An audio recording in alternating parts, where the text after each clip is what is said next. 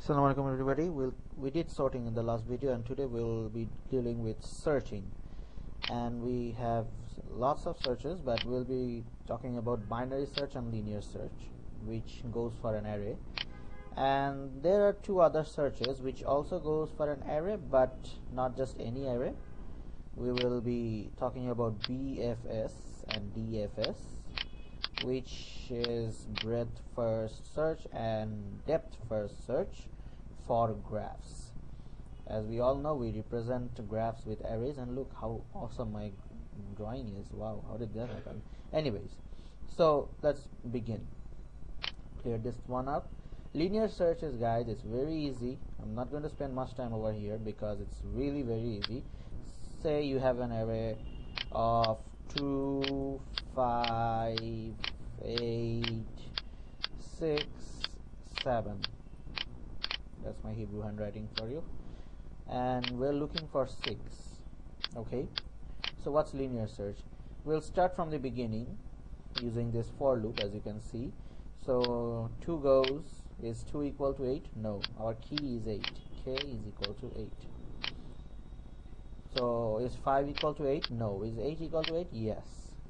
So what would be the worst case? If we are looking for 7, that would be the worst case. So if it's 7, then 6, no, 7. That means we had to go through the whole loop, which is n. And if it was the best case, if we were looking for 2, then it would be just 1. So it's best for the best and worst for the worst. That's how linear works. Anyways, so that's all about linear search.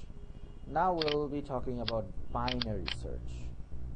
As you notice that I already gave you the code over here, and I'll prepare the handouts for these videos soon, inshallah. So proper zoom, not helping at all.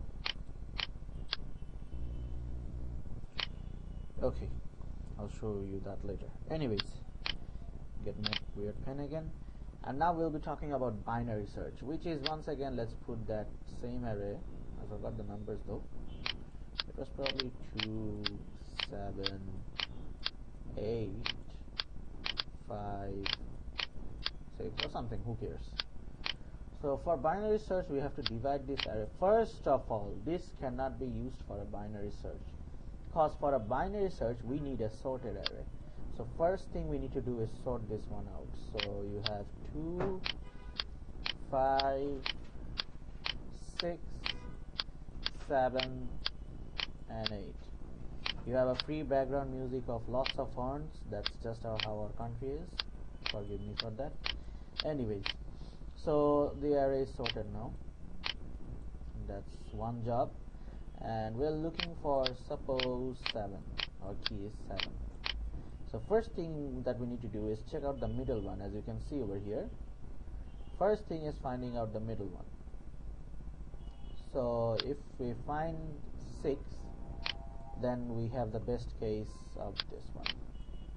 However, we're not looking for 6. So all the elements on this side, on my left side, is smaller, and all the elements in the right side is bigger. Now we will check if this 7 is bigger than 6, larger than 6 or not. If it is larger than 6, then that means the element is on this side. Sorry, yes, I'm right. And if it's smaller than 6, that means it's on this side. So it's larger than 6, that means it's on this side. So we will apply it for the right side. That means this one, because there's no point of looking over here, because in my array, in my sorted array, all of these are smaller. So we look on this side, and then in the first one we find that, and then we return. As soon as we find it, we return it. That was the best or average case. And as you can see over here, these are the time complexity of both of them. We already know how we calculate time complexity, so I'm not explaining that.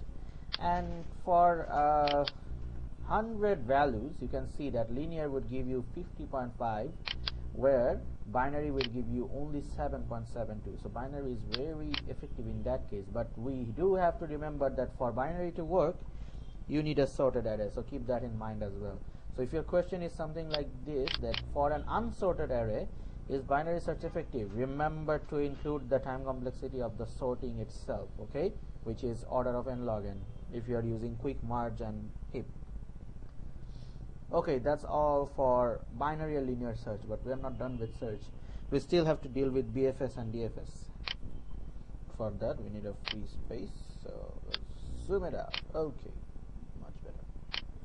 Now let's start. Let me give you a graph. Consider this one. 5.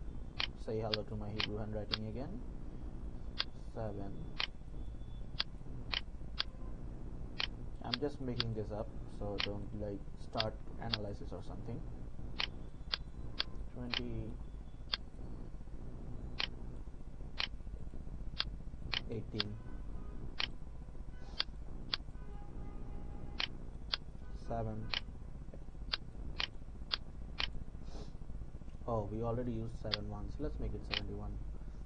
And 100. Why not? So BFS and DFS.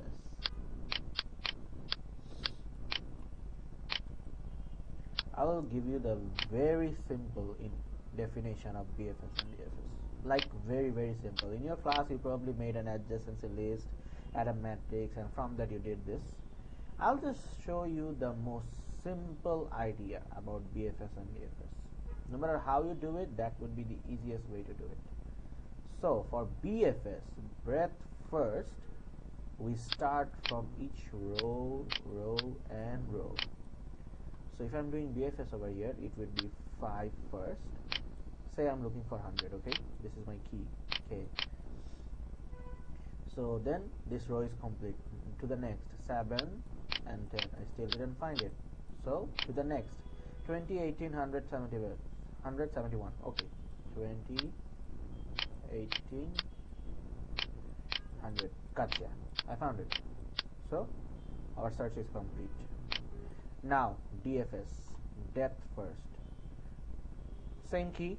Let's for depth. I'll go for this depth first, and then this one. Oh, it's very hazy. But if I let me just use another color. This is my first depth. This is my second. This is my third, and this is my fourth. Had there been other elements over there, that would have continued. So for depth first, same old 5, then 7, but then it's not 10 because we are not going in rows. We are going in depth, so it will be 20. Not over here. This one now. 18. Still didn't find it. Go to the next depth. 10. Still didn't find it. 100. Gotcha. So that's how you do BFS and DFS. Very simply.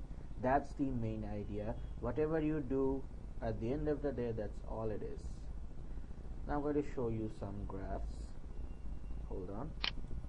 Guys, it seems we will have copyright problems if I use that one. So I'm not going to use that, but I will provide it on the Google Drive folder. So that's all for searching. And then next we have graph sorting and other stuff.